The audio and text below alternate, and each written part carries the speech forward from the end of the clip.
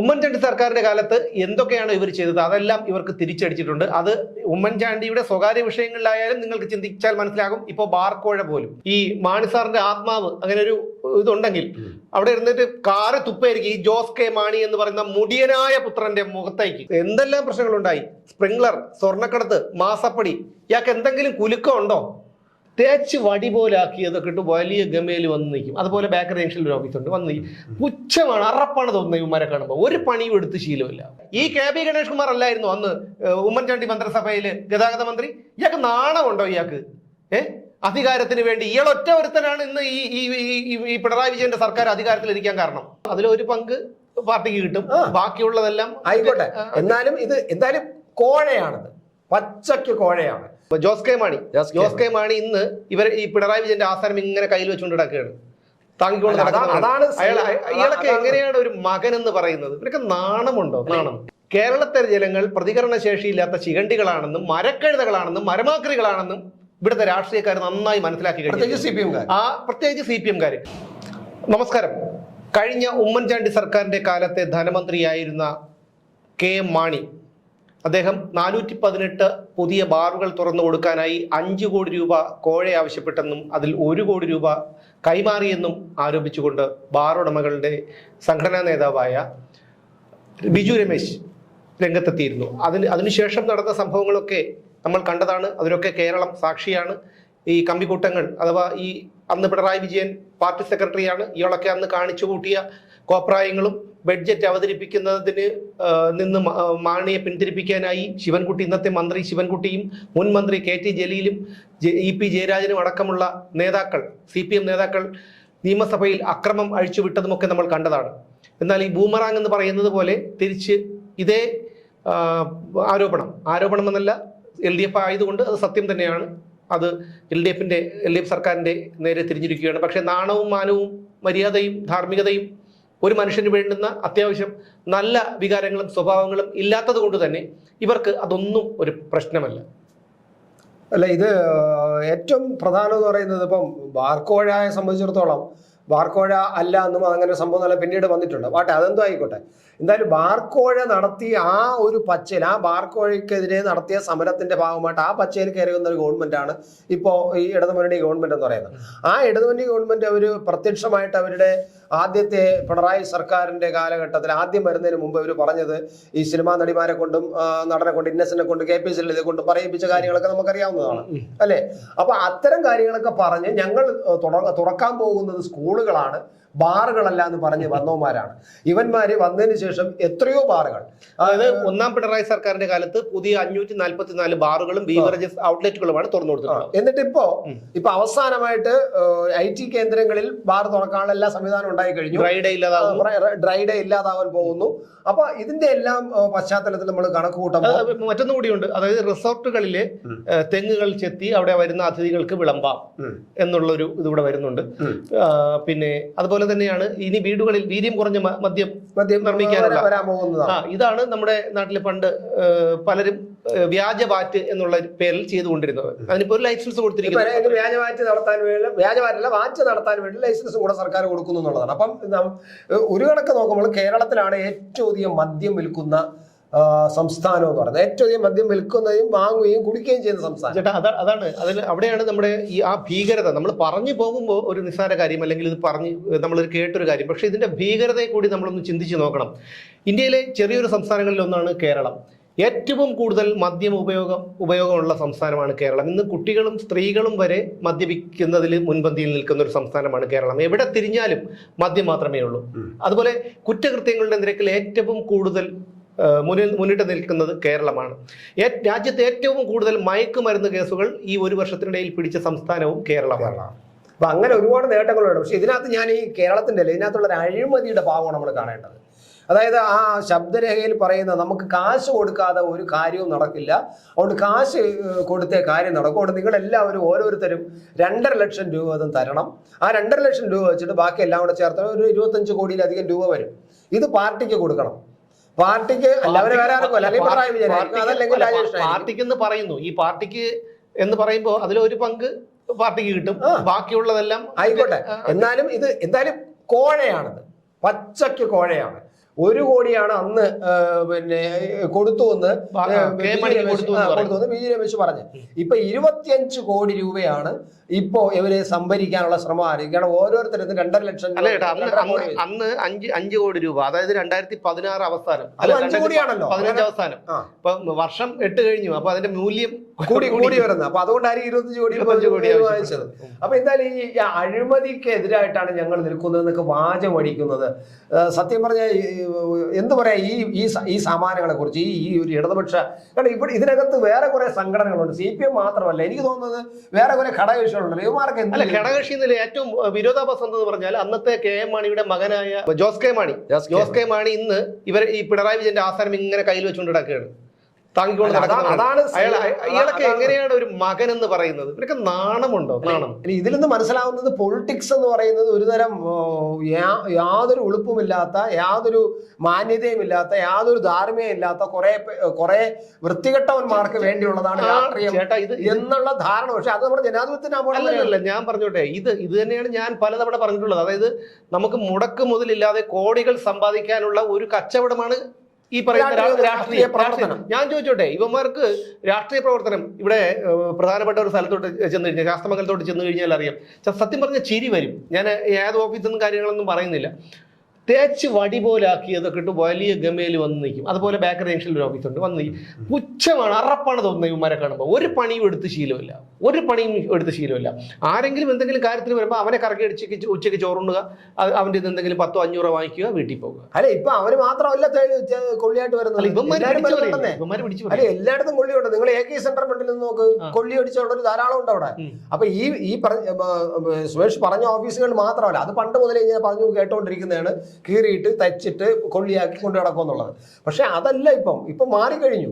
ഇപ്പം മറ്റൊരു വെള്ള മാത്രമേ ഇടും. ഇപ്പം വെള്ള മാത്രമേ ഇവർ കളറും ഒക്കെ ഇട്ടുകൊണ്ട് ഒരു കാവ്യമല്ല കോറ മുണ്ട് കൊടുത്ത് അങ്ങനെ പ്രത്യേക ടൈപ്പിലാണ് അവർ വരുന്നത്. എന്തായാലും ഈ തേച്ചു കൊള്ളിയാക്കി ശരീരം അനങ്ങാതെ ജീവിക്കുന്നവരുടെ ഒരു കേന്ദ്രമാണ് പൊളിറ്റിക്സ് പ്രവർത്തനം, രാഷ്ട്രീയ പ്രവർത്തനം എന്നുള്ളത്. ഇത്തരം സംഭവങ്ങളിലൂടെയാണ് ജനങ്ങൾക്ക് കൂടുതൽ മനസ്സിലാവുന്നത്. സ്വാഭാവികമായിട്ടും ഇത് നമ്മുടെ രാജ്യത്തിന്റെ ജനാധിപത്യം, പ്രത്യേകിച്ച് കേരളത്തിന്റെ ജനാധിപത്യ സംവിധാനത്തെ തകർത്തു പറയുന്നു. പോട്ടെ, അതോടെ ഇരുന്നോട്ടെ. നമ്മൾ ജനാധിപത്യത്തെ കുറിച്ച് ചിലപ്പോൾ കോഴയെ കുറിച്ചാണ് നമ്മൾ സംസാരിക്കാൻ വന്നത്. യഥാർത്ഥത്തിൽ ഇത് പക്ക കോഴയാണ്. ഇതിപ്പോ ഇന്നും ഇന്നലെ തുടങ്ങിയതല്ല, ഇത് വളരെ നേരത്തെ തന്നെ തുടങ്ങിയിരിക്കുന്നു. ഇയാൾ അധികാരത്തിൽ കയറിയപ്പോ മുതൽ കുനിഞ്ഞു കഴിഞ്ഞാൽ കാൽപ്പണം കൊണ്ട് ഇയാൾ പൊങ്ങുള്ളൂ. ആ കണക്കിനാണ് ഈ CPM നേതാക്കളും സർക്കാരുമായി ബന്ധപ്പെട്ട എല്ലാവരും. എന്തെല്ലാം പ്രശ്നങ്ങളുണ്ടായി, സ്പ്രിംഗ്ലർ, സ്വർണ്ണക്കടത്ത്, മാസപ്പടി.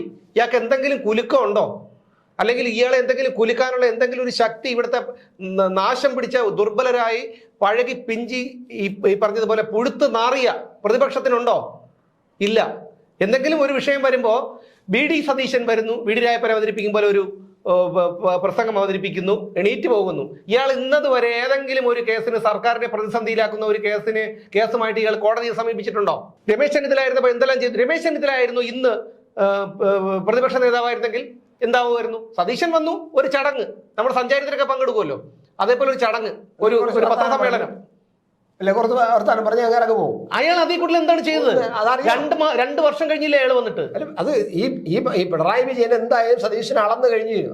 കാരണം അയാൾ എന്തൊക്കെ പറയും, ഒരു വിഷയം വന്നു കഴിഞ്ഞാൽ അയാൾ എന്ത് പറയും, എന്തൊക്കെ പറയില്ല, അങ്ങനെ ഇത്രയും പറഞ്ഞിട്ടൊക്കെ പോകുമെന്ന് പിണറായി വിജയൻ അറിയാം. ഈ ഗവൺമെന്റ് LDF ഭരിക്കുന്ന എല്ലാ CPM-കാർക്കും അറിയാം. അതുകൊണ്ട് തന്നെ അവർക്ക് ഇപ്പൊ അത് വലിയൊരു വിഷയമല്ല. അതേസമയം ഇത് അപകടമാകുമെന്നും ഇത് കോടതി കയറുമെന്നും ഇത് ജനങ്ങളുടെ ഇടയിൽ പ്രശ്നമാകുമെന്നും ബോധ്യമായി കഴിഞ്ഞാൽ കളി മാറി നിൽക്കും. അതാണ് ചെന്നിത്തലയുടെ കാലം നടന്നത്. അതുകൊണ്ടാണ് അവർക്ക് സ്പ്രിംഗ്ലർ ഉൾപ്പെടെയുള്ള സാധനങ്ങൾ പിൻവലിക്കേണ്ടി വരുന്നത്. പിന്നെ ആഴക്കടൽ മത്സ്യബന്ധനം ഉൾപ്പെടെ എത്രയോ പദ്ധതികൾ അവസാനം പിൻവലിച്ചോടേണ്ടി വന്നു. കാരണം ഇവിടെ അദ്ദേഹം നിയമപരമായിട്ട് നേരിട്ടു. ഇദ്ദേഹം അത് ചെയ്യുന്നില്ല എന്നുള്ളതാണ്, ഈ VD സതീശൻ ചെയ്യുന്നില്ല. പക്ഷെ എന്തായാലും ഇത് ഈ ബാർക്കോഴ എന്ന് പറയുന്നത് ജനങ്ങൾ മനസ്സിലാക്കേണ്ടത്, ബാർ മുതലാളിമാരുടെ നേതാവാണ് ഇങ്ങനെ ഒരു ശബ്ദ സന്ദേശം അയച്ചിരിക്കുന്നത്. ഈ ശബ്ദ സന്ദേശം അയച്ച് പലതവണ ഇവർ നേരത്തെ പണപ്പിരിവിന് ശ്രമം നടത്തിയിരുന്നു. പക്ഷേ അപ്പോഴൊന്നും ഈ ബാർ മുതലാളി ഒരു പൈസ കൊടുത്തില്ല. കാരണം മുമ്പ് ഈ KM മാണിക്ക് കൊടുത്തതിന്റെ ചില ബുദ്ധിമുട്ടുകളും പ്രയാസങ്ങളും അവർ അനുഭവിച്ചതാണ്. അതുകൊണ്ടാണ് അവർ കൊടുക്കാതെ കാത്തിരുന്നത്. പക്ഷെ ഇപ്പോൾ അയാൾ വീണ്ടും പറയുന്നത് തന്നേ പറ്റൂ, നിങ്ങൾ ഒരു ബാറുകാർ 2.5 ലക്ഷം രൂപ വെച്ച് തന്നേ പറ്റൂ, നമ്മൾ പൈസ കൊടുത്തില്ല എങ്കിൽ ഒരു കാര്യം ഇവിടെ നടക്കില്ല. ഈ പിന്നെ മദ്യവർജനമൊന്നും മദ്യവിരുദ്ധമാണെന്നും അഴിമതി എതിർക്കാണെന്നൊക്കെ ഇവരൊക്കെ പറഞ്ഞുകൊണ്ടിരിക്കും. പക്ഷെ നമ്മൾ കാശ് കൊടുത്തേ പറ്റൂ, അതുകൊണ്ട് നിങ്ങൾ എല്ലാവരും തരണമെന്ന് പറഞ്ഞുള്ള ശബ്ദലേഖനമാണ് വന്നിരിക്കുന്നത്. കഴിഞ്ഞ പ്രാവശ്യം സംഭവിച്ചതിന്റെ തനി ആവർത്തനം തന്നെയാണ്. ഇപ്പം കുറച്ചുകൂടെ ആവേശത്തില് കുറച്ചുകൂടെ ശക്തി ആർജിച്ച് കൂടെ വന്നിരിക്കുന്നുള്ളത്. അല്ല, ഇങ്ങനെ വരുമ്പോ ഇവിടെ UDF-ഉം LDF-ഉം തമ്മിൽ എന്ത് വ്യത്യാസമാണുള്ളത്? അവിടെയാണ് നമ്മൾ കണ്ടത്. യാതൊരു വ്യത്യാസമില്ല. ഞാൻ പറഞ്ഞില്ലേ, അഴിമതിയിൽ ഇവരൊന്നും കൂടെ ഒരു പടി 2 പടി മുകളിൽ കയറിയിരിക്കുന്നു. അല്ല, അതെന്തിനാ പറയുന്നത്? അത് കാരണം ഇതൊരു പാർട്ടിയിൽ ഒരു ക്രിമിനൽ സംഘമല്ലേ ഇത്.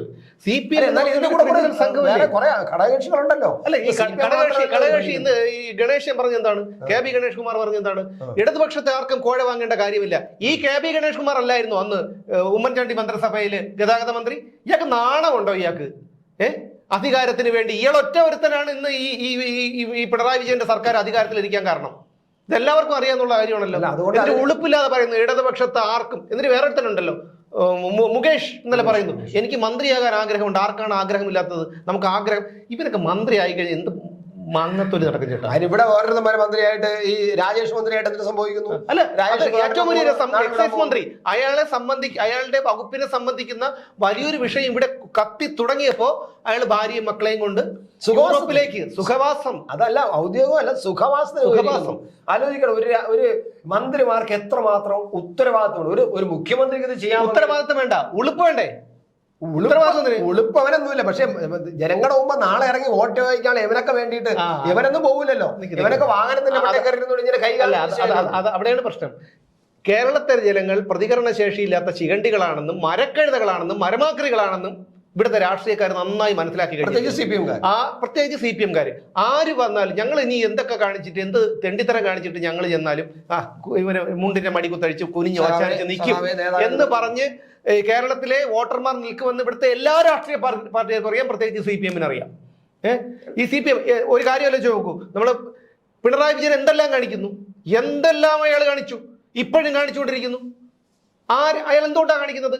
കോടതി അയാളോടൊപ്പം, ലോകായുക്ത അയാളോടൊപ്പം, പിന്നെ ഫോഴ്സ് അയാളോടൊപ്പം, സർക്കാർ അയാളോടൊപ്പം, പിന്നെ ഈ നിസ്സഹായരായ ജനങ്ങൾ പഴം വിഴുങ്ങിയതുപോലെ മിണ്ടാതിരിക്കുന്നു. പിന്നെ ഞാൻ ആരെ പേടിക്കണം? ഈ ഒരു ചിന്താഗതി ഉണ്ടല്ലോ അയാൾ ഇപ്പൊ വീണ്ടും ഇയാൾ ഈ തോന്നിയാസങ്ങൾ മുഴുവൻ കാണിച്ചുകൊണ്ടിരിക്കുന്നത്. കുടുംബത്തെയും കൂട്ടി ഇന്തോനേഷ്യയിൽ പോകുന്നു, സിംഗപ്പൂര് പോകുന്നു, ദുബായ് വഴി വരുന്നു. ഇതിനൊക്കെ ഉള്ള സ്പോൺസറാണ്. ശരി, സമ്മതിച്ചു, സ്പോൺസറാണ്. ഇവിടെയുള്ള മുഖ്യമന്ത്രി ഒരു സ്പോൺസർ സ്വന്തം നിക്കറിന്റെ കീശയിലെ പൈസ എടുത്തു കൊടുത്ത് കൊണ്ടുപോകുമ്പോൾ അവന് അതിന്റെ കൃത്യമായിട്ടുള്ള ഒരു ലക്ഷ്യം ഉണ്ടായിരിക്കും, ഇയാളെ മുതലാക്കാമെന്നുള്ള ഒരു ലക്ഷ്യം. അതൊന്നും അല്ല.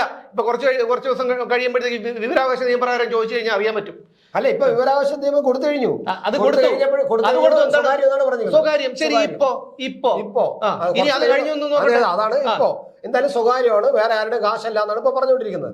പക്ഷെ ഒരു കാര്യം, ഈ ബാർക്കോഴ, ഞാൻ വീണ്ടും ബാർക്കോഴ നിൽക്കുന്നത്, ഇത്രയധികം കേരളത്തിനെ ഇളക്കി മറിച്ച, കേരളത്തിലെ ജനങ്ങളെ തെറ്റിദ്ധരിപ്പിച്ചുകൊണ്ട് ഇത്രയും വലിയ അഴിമതിക്കാരാണ് UDF-കാര്. അതിൽ KM മാണി അതിനേക്കാളും വലിയ അഴിമതിക്കാരനാണ്. പണം വയ്ക്കുന്ന മെഷീൻ തന്നെ അയാളെ വീട്ടിൽ വെച്ചുകൊണ്ട് ഇത്രയും വലിയ അഴിമതിക്കാരനാണെന്ന് പറഞ്ഞിട്ട് അയാളുടെ മകനെ യാതൊരു കുഴപ്പമില്ലാതെ അയാളുടെ മകനെ, അയാളുടെ പാർട്ടി, അതായത് KM മാണിയുടെ പാർട്ടി തന്നെയാണ്. KM മാണിയുടെ പാർട്ടിയാണല്ലോ ഈ അഴിമതി കാണിച്ചത്. കാരണം KM മാണി കാണിച്ചു പറഞ്ഞാൽ KM മാണി എന്നൊരു വ്യക്തിയല്ലല്ലോ കാണിച്ചത്, അയാളുടെ പ്രസ്ഥാനമല്ലേ, അയാളുടെ പാർട്ടിയല്ലേ. അപ്പൊ KM മാണിയുടെ കേരള കോൺഗ്രസ് മാണി എന്നുള്ള പാർട്ടിയാണെന്നവര് പ്രതിക്കൂട്ടിൽ നിർത്തിയത് ഈ CPM-കാരും ഇടതുപക്ഷവും കൂടെ.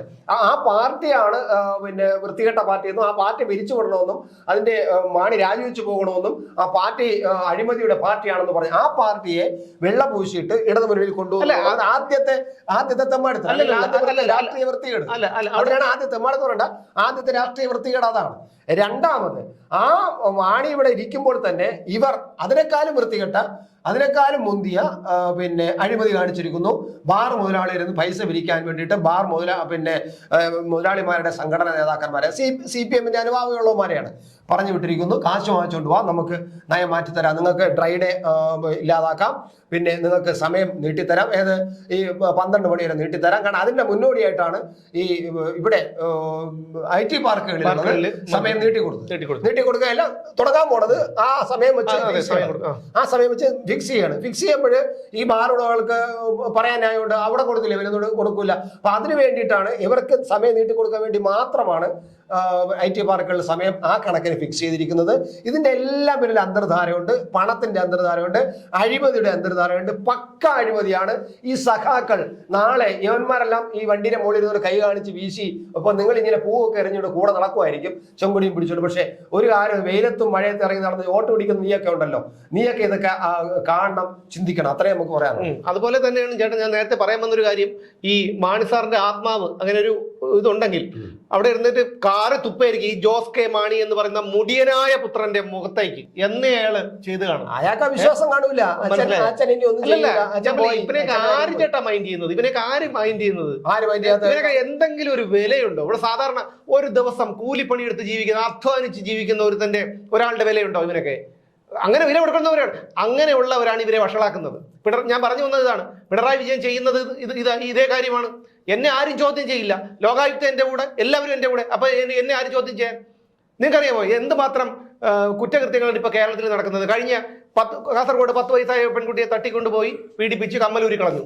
വീട്ടിനകത്ത് ഉറങ്ങിക്കിടന്നു. അപ്പൊ വീടിനകത്ത് പോലും കുട്ടികൾക്കും അല്ലെങ്കിൽ ആരോ ആവട്ടെ മനുഷ്യർക്ക് പിന്നെ സുരക്ഷിതമല്ല. പിന്നെ ഇന്നലെ തിരുവനന്തപുരം മെഡിക്കൽ കോളേജിൽ ഓട്ടോറിക്ഷയിൽ പിന്നെ ആയുധങ്ങളുമായി വന്ന 3 അംഗ സംഘം, എല്ലാം കൗമാര പ്രായക്കാരാണ്. അവർ വന്നിട്ട് ഒരു പയ്യനെ മൃഗീയമായി മർദ്ദിക്കുന്നു. അവിടുത്തെ പോലീസ് ഹെഡ് പോസ്റ്റിലുള്ളവർ ഉണ്ടായിരുന്നു, അവിടുത്തെ സെക്യൂരിറ്റി ജീവനക്കാർ കണ്ടു നിന്നു. അവിടെ നിന്ന രോഗികളുടെ കൂട്ടിരിപ്പുകാരാണ് ദൃശ്യങ്ങൾ പകർത്തിയത്. അപ്പം ആ രീതിയിലേക്ക് കേരളം മാറിയിരിക്കുന്നു. അത് 2 ആഴ്ച മുമ്പ് തിരുവനന്തപുരം തലസ്ഥാന ദൂരത്തിന് തല്ലി കൊല്ലും പോലെ. അപ്പൊ അത് നടന്നിട്ട് 2 ആഴ്ച പോലും ആയിട്ടില്ല. അപ്പോഴാണ് വീണ്ടും തിരുവനന്തപുരത്തിന്റെ ഹൃദയഭാഗത്തായ മെഡിക്കൽ കോളേജിൽ ഇത്രയും ജനങ്ങൾ നിൽക്കുന്നിടത്ത് ഈ പിള്ളേർ വന്നിട്ട് ചെയ്യുന്നത്. ഇതിനകത്ത് ഈ തല്ലിന്റെ ഇടയിൽ ഏവനെങ്കിലും ഒരു കത്തി കയറ്റി കൊടുത്താൽ അവൻ ചത്തേനെ. അല്ല, അവൻ ചത്തരുന്നെങ്കിൽ വീണ്ടും അവന് തീവ്ര പരിചരണ വിഭാഗത്തിലാണ് ഉള്ളത്. നമ്മളൊന്ന് പുറത്തു കിടക്കി നടന്നു കഴിഞ്ഞാൽ നമുക്കും പറ്റും. നമ്മൾ ആരും സുരക്ഷിതരല്ല കേരളത്തിൽ. ഇയാൾ എന്ന് ഇവിടെ കയറിയോ, ഇയാൾ എന്ന് മുഖ്യമന്ത്രിയായോ അന്ന് തുടങ്ങി കേരളത്തിന്റെ നാശം. ഇപ്പൊ ഈ പറയുന്ന ആരും സുരക്ഷിതരല്ല. രാഷ്ട്രീയം പറയുകയല്ല, നിങ്ങളൊന്ന് ചിന്തിച്ചു നോക്ക്. രാഷ്ട്രീയം പറയുകയല്ല. ഇവിടെ ആൾക്കാർക്ക് പൈസ ഇല്ല. അതാ ഇന്ന് രാവിലെ ഒരാൾ എനിക്ക് ഫോണിൽ വിളിക്കുന്നു. അയാൾ പട്ടാമ്പിക്കാരനാണ്. അയാൾ വിളിച്ചിട്ട് പറഞ്ഞെന്ന് വെച്ചാൽ, സാർ ഞാൻ 6 മാസമായിട്ട് ഡയാലിസിസ് രോഗികൾക്ക് മാസം 4000 രൂപ വെച്ച് കിട്ടും. അത് 6 മാസമായിട്ട് മുടങ്ങി കിടക്കുകയാണ്. എൻ്റെ അച്ഛൻ കമ്മ്യൂണിസ്റ്റുകാരനായിരുന്നു. ആ അച്ഛൻ്റെ ആ ഒരു കമ്മ്യൂണിസ്റ്റ് പാർട്ടിയിൽ പ്രവർത്തിക്കുന്നതിൻ്റെ ആ ഒരു ഊർജ്ജം കണ്ടു വളർന്ന ഞാനും കമ്മ്യൂണിസ്റ്റുകാരനായി. ഇന്ന് ഞാൻ വെറുക്കുന്നില്ല. അയാൾ പറഞ്ഞ ഭാഷ വേറൊന്നാണ്, എനിക്കിതോടെ പറയാൻ പറ്റില്ല. എന്ന് വെച്ചാൽ ചീത്തയൊന്നും അല്ല പറഞ്ഞത്. അയാളുടെ ഒരു വാചകം പറഞ്ഞു, അതെനിക്കിവിടെ പറയാൻ പറ്റില്ല. അയാൾ എന്നിട്ട് പറയണ്, അയാളുടെ അടുത്ത് അയാൾ ഡയാലിസിസിന് കയറുകയാണ്. അപ്പം പിന്നെ ബ്ലോക്കിൽ ചോദിക്കുമ്പോൾ പറയുന്നത് എന്താണ്, നിങ്ങളടുത്ത് പറയേണ്ട കാര്യമുണ്ടോ എന്നാണ് ചോദിക്കുന്നത്. കാരണം 4000 രൂപ അവിടെ മാത്രം ഇയാളുടെ പരിചയത്തിൽ അവിടെ മാത്രം 20ഓളം ഡയാലിസിസ് ചെയ്യുന്ന രോഗികളുണ്ടെന്ന് ഒന്ന് ആലോചിച്ച് നോക്കണം. ജീവൻ പിടിച്ചു നിർത്താൻ പോലും കഴിയുന്നില്ല കേരളത്തിലെ ജനങ്ങൾക്ക്. ഇവിടെ ഇവരൊക്കെ കുട്ടികളെയും കൊടുക്കുകയടക്കം യൂറോപ്പിലോട്ട് ഉണ്ടാക്കാൻ പോയിരിക്കുന്നു. അല്ല, എനിക്ക് രാജേഷ് എന്ന് പറയുന്ന എന്തോ വലിയ ഇമേജ് ഉള്ള എന്തോ ഡിവൈഎഫ്ഐയുടെ വലിയ നേതാവായിരുന്നു, പിന്നെ പാർലമെന്റിൽ അംഗമായിരുന്നു, സംശുദ്ധൻ എന്ന് പറയുന്നു. സ്വന്തം വകുപ്പിനെ കുറിച്ച് നമ്മുടെ നാട്ടിൽ വലിയൊരു വിവാദം വരികയും അദ്ദേഹത്തിന്റെ ഔദ്യോഗിക വ്യവസ്ഥയിലേക്ക് ശക്തമായ സമരങ്ങൾ അടിച്ചമർത്താൻ പോലീസ് ഉണ്ടല്ലോ. അല്ല, എന്നാലും സമരങ്ങൾ നടന്നുകൊണ്ടിരിക്കുമ്പോൾ ഇയാൾക്ക് എങ്ങനെയാണ് ഭാര്യയും മക്കളെല്ലാം കൂടെ കൊണ്ടുപോയിട്ട് ഇയാൾക്ക് സുഖവാസത്തിൽ പോകുന്ന ഉത്തരവാദിത്വം ഇവരെ ഏൽപ്പിച്ചിരിക്കുന്നത്? മാൻഡേറ്റ് എന്ന് പറയുന്ന ഒരു സംഗതിയുണ്ട്. ജനങ്ങൾ കൊടുത്ത വോട്ട്, ആ മാൻഡേറ്റ് എന്നുള്ള വാക്കിനൊരു അർത്ഥമുണ്ട്. അതായത് നിങ്ങളെ ഞങ്ങൾ വിശ്വസിക്കുന്നു, നിങ്ങൾ ഞങ്ങൾക്ക് വേണ്ടി എപ്പോഴും കൂടെ നിൽക്കും, ഞങ്ങളുടെ കൂടെ കാണും എന്നുള്ളൊരു വിശ്വാസമാണ് മാൻഡേറ്റ് എന്ന് പറയുന്നത്. പിന്നെ ജനസമ്മതി അല്ലെങ്കിൽ നമ്മുടെ സമ്മതിദാന അവകാശമാണ് മാൻഡേറ്റ്. അത് കൊടുക്കുന്ന എന്തിനാണ്? അപ്പൊ അതിന്റെ ഒരു അർത്ഥം പോലും ഇല്ലാതാക്കുന്നു ഈ വൃത്തികെട്ട രാജേഷിനെ പോലുള്ള. എങ്ങനെ പോവാ അവർ അഥവാ ഉണ്ടെങ്കിലും ഇങ്ങനെ ഒരു ഗുരുതരമായ സംഭവം തന്റെ വകുപ്പിൽ നടക്കുമ്പോൾ സ്വാഭാവികമായിട്ട് അയാൾ നേരത്തെ തീരുമാനിച്ചിരുന്നെങ്കിൽ പോലും അത് ക്യാൻസൽ ചെയ്യാന്നുള്ളതേ ഉള്ളൂ. എന്തായാലും ഇയാൾ പോകുന്ന സ്ഥലങ്ങൾ അവിടെ കാണൂല, അവിടെ നിന്ന് നശിച്ചു പോകില്ലല്ലോ, നാളെ നശിച്ചു പോകില്ലല്ലോ. ഇയാള് ഇന്തോനേഷ്യയിൽ പോകുന്നു, സിംഗപ്പൂർ എവിടെ പോയിക്കോട്ടെ, അയാൾ അടിച്ചു കീറി നടക്കോട്ടെ അയാൾ മക്കളുമായിട്ട്. കാരണം നമ്മളെക്കാളും ഭാഗ്യമില്ല, അവരെല്ലാം ഭാഗ്യമായിട്ട് ഈ പിറന്നവരാണ്, ഈ സൂഹിക്കാൻ പിറന്നവരാണ്, പോയി സൂഹിച്ചോട്ടെ. പക്ഷെ അയാൾക്ക് നാട് ജനങ്ങൾ കൊടുത്തിരിക്കുന്ന ഒരു ഉത്തരവാദിത്വമുണ്ട്. ആ ഉത്തരവാദിത്വത്തിൽ നിന്നും വിട്ടുമാറിക്കൊണ്ട് ആ കാലഘട്ടത്തിൽ രാജ്യത്ത് അദ്ദേഹത്തിന്റെ വകുപ്പിനെ കുറിച്ച് വലിയൊരു അഴിമതി ആരോപണം വരുന്നു, കോഴ വിവാദം വരുന്നു, സമരങ്ങൾ നടക്കുന്നു, വളരെ വിവാദങ്ങൾ. ആ സമയത്ത് ഇയാൾക്ക് നാട്ടിൽ പോയി മറ്റൊരു രാജ്യത്ത് പോയി സുഖിക്കാൻ കഴിയുക എന്തൊരു മനസ്സിലാവും. കമ്മ്യൂണിസ്റ്റുകാരനാണോ? മനുഷ്യത്വമില്ല, അങ്ങനെ ചിന്തിച്ചാൽ മതി. അതായത് കമ്മ്യൂണിസ്റ്റുകാരനാണ് അങ്ങനെ ഞാൻ അങ്ങനെയുള്ളൂ. ഞാൻ ഒരു കമ്മ്യൂണിസ്റ്റുകാരനുമായിട്ടും ഒരു ഒരു ഒരു ഒരു കഴിവതും ഒരു കാര്യത്തിന് ഞാൻ പോകില്ല. അല്ല, എനിക്ക് തോന്നുന്നു അതുകൊണ്ടാണ്. അല്ലെങ്കിൽ ഒരു കോൺഗ്രസ്സുകാരനായിരുന്നുവെങ്കിൽ ഇങ്ങനെ ഒരു ടൂർ ഫിക്സ് ചെയ്തിട്ട് ഇത്രയും സമരങ്ങളും ബഹളങ്ങളും ഒക്കെ നടക്കുമ്പോൾ സ്വാഭാവികമായിട്ട് അയാൾ ക്യാൻസൽ ചെയ്തിട്ട് ഇവിടെ നിൽക്കുകയുള്ളൂ. മറ്റേ ഏതൊരു രാഷ്ട്രീയ പാർട്ടിക്കാരനാണെങ്കിലും ശരി, അയാൾ ക്യാൻസൽ വേണ്ട, ഞാൻ കാണാൻ പോകുന്ന സ്ഥലങ്ങളിൽ അവിടെ ഒന്നും നഷ്ടമാവില്ല, അവിടെ നാളെ കൊണ്ട് ലോകം അവസാനിക്കില്ല, അപ്പൊ നാളെ ഞാൻ പോയി കാണാം. ഇന്ന് എൻ്റെ വകുപ്പിനെ കുറിച്ച് ഇത്രയും വലിയ വിവാദം നടക്കുമ്പോൾ, വലിയ സമരം നടക്കുമ്പോൾ, എൻ്റെ ഔദ്യോഗിക വസതിയിലേക്കും എൻ്റെ അല്ലാത്ത വീടുകളിലേക്കും പാർട്ടി ഓഫീസിലേക്കും എല്ലായിടത്തും വലിയ ചർച്ചയാവുന്നു, വലിയ സമരങ്ങൾ നടക്കുന്നു, പോലീസ് അടിച്ചമർത്തുന്നു, രക്തസൂക്ഷ്മമായ സമരം നടക്കുന്നു. അപ്പോൾ ഞാൻ എങ്ങനെയാണ് ഈ പുറത്തു പോകാൻ പോവുക? അയാൾ ക്യാൻസൽ ചെയ്തിട്ട് ഇവിടെ നിൽക്കണ്ടേ? അതല്ലായിരുന്നു മര്യാദ? സഖാക്കളെ നിങ്ങളൊന്ന് ആലോചിച്ച് നോക്കൂ, നിങ്ങൾ തന്നെ പറയൂ. ഇയാൾ പോകുന്നേ പൊയ്ക്കോട്ടെ, ഇയാൾ പോയി സൂചിച്ചോട്ടെ, അയാൾ പൊയ്ക്കോട്ടെ. പക്ഷെ ഈ ഒരു നിർണായക സമയത്ത് ഇയാൾക്ക് എങ്ങനെ പോകാൻ കഴിയും? നിങ്ങളുടെ സഖാക്കൾക്ക് പാർട്ടി കമ്മിറ്റിയിൽ ചോദിക്കാനുള്ള ഒരു ധൈര്യം നിനക്കൊക്കെ? അവനൊക്കെ പിണറായി വിജയനെ വിമർശിക്കുന്നവനെ, സർക്കാരിനെ വിമർശിക്കുന്നവന്റെ അവന്റെ ജാതകം വരെ തോണ്ടിയെടുത്ത് അവനെ അധിക്ഷേപിക്കാൻ പറയും ഈ നാറികൾക്ക്. അതല്ലാതെ ഇന്ന് എന്തുകൊണ്ടാണ് കമ്മ്യൂണിസ്റ്റുകാരനെ വെറുക്കുന്നതെന്ന് പറഞ്ഞാൽ ഇന്ന് യഥാർത്ഥ കമ്മ്യൂണിസ്റ്റുകാരൻ ഇല്ലാത്തത് കൊണ്ടാണ്. ഈ നിൽക്കുന്നവരെല്ലാം ഓരോ നേട്ടങ്ങൾക്ക് വേണ്ടി ഈ മൂടുതാങ്ങി നിൽക്കുകയാണ്. ചെയ്യുന്നത് തെറ്റാണ്, തന്തയിത്തരമാണ്, തെമ്മാടിത്തരമാണെന്ന് അറിഞ്ഞുകൊണ്ട്, തോന്നിയവാസമാണെന്ന് അറിഞ്ഞുകൊണ്ട് നിൽക്കുന്നവന്മാരാണ്. അവന്മാരെങ്ങനെ ഇവന്മാരെ വിശ്വസിക്കാൻ പറ്റും? ഇപ്പൊ ഒരു പുതിയ സംഭവം വന്നിട്ടുണ്ട്. അതായത് PPP മുസ്തഫ എന്ന് പറയുന്നത് രാജേഷിന്റെ പ്രൈവറ്റ് സെക്രട്ടറി ആയിരുന്നു, സ്റ്റാഫിലായിരുന്നു. PPP മുസ്തഫ ഈ ചാനലൊക്കെ വന്നിരുന്നു. പക്ഷെ അയാള് ഈ സ്ഥാനത്ത് നിന്ന് രാജിവെപ്പിച്ചിട്ട് പിന്നെ അയാള് സ്ഥാനാർത്ഥിയാക്കാനാണെന്നൊക്കെ പറഞ്ഞു. സ്ഥാനാർത്ഥി ഒന്നും ആക്കിയില്ല. അപ്പൊ അയാൾ പാർട്ടി അവിടുത്തെ ജില്ലാ സെക്രട്ടേറിയറ്റ് അംഗമാണ്, അത്രയും ഉയർന്ന പദവിയിലിരിക്കുന്ന ആളാണ്. പക്ഷെ അയാളെ രാജിവെപ്പിച്ചതിന്റെ പിന്നിൽ ഇപ്പോൾ ഈ ബാർ കോഴയുമായിട്ട് ബന്ധമുണ്ട്. ഇപ്പൊ അവസാനമായിട്ട് പുറത്തു വന്നിരിക്കുന്ന വിവരം, അതായത് അയാള് ഈ ബാർ മുതലാളിമാരായിട്ട് കാശ് ചോദിച്ചതിന്റെ ചില രഹസ്യമായ വിവരങ്ങൾ നേരത്തെ തന്നെ ഇന്റലിജൻസ് വിഭാഗവും മറ്റ് പരാതികൾ, പാർട്ടി സഹാക്കൾ ചില പരാതികൾ പാർട്ടിക്ക് കൊടുത്തിരുന്നു. ഇന്റലിജൻസ് വിഭാഗം ചില വിവരങ്ങൾ കൊടുത്തിരുന്നു.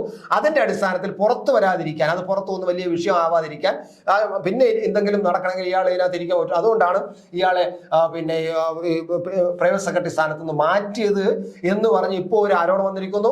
വ്യക്തമായിട്ടും ചെറിയാൻ ഫിലിപ്പ് ആ കാര്യം പച്ചയ്ക്ക് പറഞ്ഞിരിക്കുന്നു. അന്വേഷണം നടത്തണമെന്ന് ഫിലിപ്പ് ആവശ്യപ്പെട്ടിരിക്കുകയും ചെയ്യിക്കുന്നു. നമ്മൾ നോക്കുമ്പോൾ നമ്മൾ വിചാരിക്കുന്നത് പോലെയല്ല. ഈ ഭരണത്തിന്റെ മുകളിൽ കുറെ ഇങ്ങനെ സഖാക്കളെ സൂചിപ്പിച്ചുകൊണ്ട്, ജനങ്ങളെ സൂചിപ്പിച്ചുകൊണ്ട് നടക്കുന്നു. പക്ഷെ അന്തർധാര അടിയില് അതിശക്തമായ അഴിമതി നടക്കുന്നു എന്നുള്ളത് വ്യക്തമാണ്. PP മുസ്തഫ ഇപ്പോ രാജിവെച്ചതിന്റെ കാര്യം വ്യക്തമായിരിക്കുന്നു. ഈ ഇപ്പൊ പുതിയ വെളിപ്പെടുത്തലുമായിട്ട് വന്നപ്പോ, അതായത് ഈ ശബ്ദരേഖ പുറത്തു വന്നതിന്റെ പിന്നീടാണ് ഇതും കൂടെ പുറത്തു വന്നിരിക്കുന്നത്. മുസ്തഫ രാജിവെച്ചത് ഈ കോഴ വിവാദവുമായി ബന്ധപ്പെട്ട് മാർ മുതലാളിരുന്ന് കാശ് ചോദിച്ചത് കൊണ്ടാണ് എന്നതും വന്നിരിക്കുന്നു. അപ്പൊ ആലോചിക്കുക പുതിയ. അത് മാത്രമല്ല, ഏറ്റവും ഒരു വാ തുറന്ന വിഡ്ഢിത്തം മാത്രം പറയുന്ന ഒരു പാർട്ടി സെക്രട്ടറി ഇപ്പൊ പറയുന്നത് ഈ ബാർ കോഴ വിവാദത്തിൽ കേസ് രജിസ്റ്റർ ചെയ്തിട്ടില്ല, പക്ഷെ അന്വേഷണം തുടങ്ങിയിട്ടുണ്ട്. കേസ് രജിസ്റ്റർ ചെയ്യാതെ അന്വേഷണം തുടങ്ങിയിട്ടുണ്ട്. എന്തൊരു വിഡ്ഢിത്തമാണ്. അദ്ദേഹം മറ്റേ രാജേഷ് ഒരു പരാതി എഴുതി കൊടുത്തിട്ട് പോയി അന്വേഷിക്കണം എന്ന് പറഞ്ഞാൽ അദ്ദേഹം രാജ്യം വിട്ടു. കാണില്ല, നിങ്ങൾ അന്വേഷിച്ചോളാം. മറ്റേ പണ്ട് നമ്മുടെ നാട്ടിലൊരു പഴഞ്ചൊല്ല് പറയണം, ഒരു മരണം നടന്ന വീട്ടിൽ പോയിട്ട് നാളെ പിന്നെ ഇന്നടത്ത് ഈ വസ്തുവിന്റെ ഇന്ന മൂലയിൽ ഇന്നടത്താണ് അവിടെ അടക്കേണ്ടത്, അവിടെ അടക്കണം, ഈ മിറ്റമൊക്കെ ഒന്ന് വൃത്തിയാക്കണം, ഇതെല്ലാം ഒന്ന് വൃത്തിയാക്കി ഇവിടെ ഒന്ന് ചേക്കണം, എന്നിട്ട് കുരുത്തോല ഇവിടെ നിന്ന് അവിടം വരെ കെട്ടണം എന്നൊക്കെ ഇയാൾ പറഞ്ഞപ്പോ എല്ലാം. എന്നിട്ട് അവസാനം വേണം നാളെ ഞാൻ ഇവിടെ കാണൂല എന്ന് പറഞ്ഞിട്ട് പോകണം. അതുപോലെയാണ് എന്റെ പേരിൽ ഒരു ആരോപണമുണ്ട്, എന്റെ വകുപ്പിന്റെ പേരിൽ അന്വേഷിച്ചോളണം എന്ന് പറഞ്ഞിട്ട് രാജേഷ് അങ്ങ് നാട് ഇവിടെയാണ്. ആലോചിച്ച് നോക്കുക. ഞാൻ പറഞ്ഞില്ല, വൃത്തികേടല്ലേ ഉള്ളു ഇവരുടെയൊക്കെ കയ്യിൽ. നല്ല ഒരാളെ പറഞ്ഞതായിട്ടാ ഇന്നത്തെ CPM നേതാക്കളിലുള്ള ഒരു നല്ല ഒരാളെ പറഞ്ഞതാ. മനുഷ്യത്വമുള്ള ഒരാളെ പറഞ്ഞതാ. എന്ത് അതാ ഞാൻ ഈ മുമ്പ് പറഞ്ഞത് തന്നെയാണ്. പ്രതികരണശേഷി ഇല്ലാത്തൊരു ജനങ്ങൾ, സുപ്രീം കോടതി പോലും എൻ്റെ പക്ഷത്ത്, ലോകായുക്ത എൻ്റെ പക്ഷത്ത്, കേന്ദ്രം ഭരിക്കുന്ന സർക്കാർ എൻ്റെ പക്ഷത്ത്, പിന്നെ ഞാൻ ആരെ പേടിക്കണം? ഉമ്മൻചാണ്ടി സർക്കാരിന്റെ കാലത്ത് എന്തൊക്കെയാണ് ഇവർ ചെയ്തത് അതെല്ലാം ഇവർക്ക് തിരിച്ചടിച്ചിട്ടുണ്ട്. അത് ഉമ്മൻചാണ്ടിയുടെ സ്വകാര്യ വിഷയങ്ങളിലായാലും നിങ്ങൾക്ക് ചിന്തിച്ചാൽ മനസ്സിലാകും. ഇപ്പോൾ ബാർക്കോഴ പോലും. അപ്പോൾ ഇതിൽ നിന്നൊക്കെ നമുക്ക് മനസ്സിലാക്കാൻ പറ്റും, നമ്മൾ ചെയ്ത കർമ്മഫലങ്ങൾ അനുഭവിക്കാതെ നമുക്ക് ഈ ഭൂമി വിട്ട് പോകാൻ പറ്റില്ല. പക്ഷേ ഇത് ഇവന്മാർക്ക് ഞാൻ പറഞ്ഞതുപോലെ മാനമോ മാനക്കേടോ ഉളുപ്പോ നാണക്കേടോ സാധാരണ മനുഷ്യർക്കുണ്ടാകുന്ന ഒരു ഒരു വികാരങ്ങളോ ഇല്ലാത്തത് കൊണ്ട് ഇവന്മാർ ഇതും പിടിച്ചു നിൽക്കും. അവന്മാർ ഒന്നും ചെയ്യാൻ കഴിയില്ല. ചിന്തിക്കേണ്ടത് കേരളത്തിലെ ജനങ്ങളാണ്. നമ്മുടെ ഈ മദ്യപിച്ച് നമ്മുടെ തലമുറ എവിടെ പോകുന്നു? ഇവന്മാരുടെയൊക്കെ മക്കളൊക്കെ പഠിക്കുന്നത് വിദേശത്തും അതുപോലെ വലിയ വലിയ സ്കൂളുകളിലുമാണ്. ഈ പോകുന്ന കുട്ടികൾ, ഈ വരുന്ന തലമുറ, ഇവിടെയുള്ള ഗൃഹനാഥന്മാർ എല്ലാവരും മദ്യത്തിനും മയക്കുമരുന്നിനും ഒക്കെ അടിമയായി കഴിഞ്ഞു. ഇനിയും വീണ്ടും അതിനെ പ്രോത്സാഹിപ്പിക്കാനാണ് ഇവന്മാരുടെ ശ്രമം. ഇനി ജനങ്ങൾ ചിന്തിക്കട്ടെ. ഇനിയെങ്കിലും കാല് പിടിച്ച് പറയുകയാണ്, നിങ്ങളൊന്ന് ചിന്തിക്കും. കേരളത്തിലെ വീട്ടമ്മമാർ, നിങ്ങളുടെ മക്കൾ, ആൺമക്കൾ, നിങ്ങളുടെ ഭർത്താക്കന്മാർ, സഹോദരന്മാർ, ഇവരൊക്കെ ഇതേപോലെ കിട്ടുന്ന കൂലി, വേല ചെയ്ത് കിട്ടുന്ന കൂലി കൊണ്ട് ഇതേപോലെ മദ്യപിച്ചും ഓരോ കേസിൽ കുടുങ്ങിയും നടക്കാൻ നിങ്ങൾ ആഗ്രഹിക്കുന്നുണ്ടോ? കുറ്റിച്ചൂലെടുക്കണം നിങ്ങൾ. കേരളത്തിലെ വീട്ടമ്മമാർ, കേരളത്തിലെ ആണുങ്ങൾക്ക് അതിനുള്ള തൻ്റെ ഇടമില്ല, നട്ടെല്ലുമില്ല. അവരൊക്കെ സോഷ്യൽ മീഡിയയിൽ കിടന്ന് കുരയ്ക്കാനല്ലാതെ കേരളത്തിലെ ആണുങ്ങൾക്കൊന്നും യാതൊരു ചങ്കൂറ്റവും ഇല്ല. നിങ്ങൾ കേരളത്തിലെ അന്തം കമ്പനികളല്ലാത്ത വീട്ടമ്മമാർ കുറ്റിച്ചൂലെടുക്കണം. എന്നാൽ മാത്രമേ ഈ നാട് നന്നാവൂ. എന്തായാലും നമുക്ക് വീണ്ടും കാണാം മറ്റൊരു വിഷയത്തിലൂടെ.